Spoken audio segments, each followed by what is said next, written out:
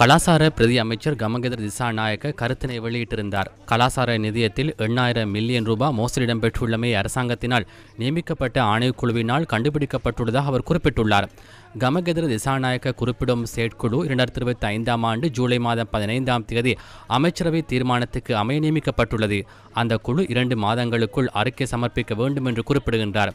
உண்மையில் அவ்வாறான அறிக்கை காணப்படுமாயின் அதனை சபையில் சமர்ப்பிக்க வேண்டும்.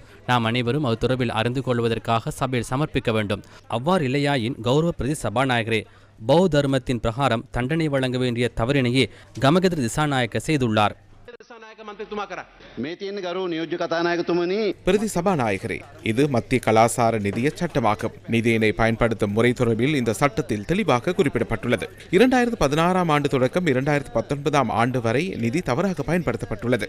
சபையின் அனுமதியின்றி 8,000 மில்லியன் செலவிடப்பட்டுள்ளது. இந்த குழு 7ஆம் மாதம் 7ஆம் தேதி நியமிக்கப்பட்டுள்ளது. 2 மாதங்களுக்குள் அறிக்கை சமர்ப்பிக்க வேண்டும் என்ற அடிப்படையில் குழு நியமிக்கப்பட்டது. எனினும் ஒரு சில தொழில்நுட்ப பிரச்சினைகளால் 7ஆம் மாதம் 30ஆம் தேதியே குழு கூடியது. அதன் பிரகாரம் அறிக்கை சமர்ப்பிப்பதற்கு இன்னும் சில நாட்களே உள்ளன. நான் அறிந்த வகையில் அறிக்கை தயாரிக்கப்பட்டு இறுதிக்கட்டத்தை எட்டியுள்ளது. ஆகவே நாம் சரியான தகவல்களையே ஊடகங்களுக்கு வழங்கியுள்ளோம். பௌத்த தர்மம் தொடர்பிலான பிரச்சனை இங்கு இல்லை. அறிக்கை வெளிவந்த பின்னர் அந்த விடயங்களை நம்புவார்கள். சட்டத்தின் அடிப்படை நிபந்தனைகள் மீறப்பட்டுள்ளதாக எமக்கு தகவல்கள் கிடைத்துள்ளன.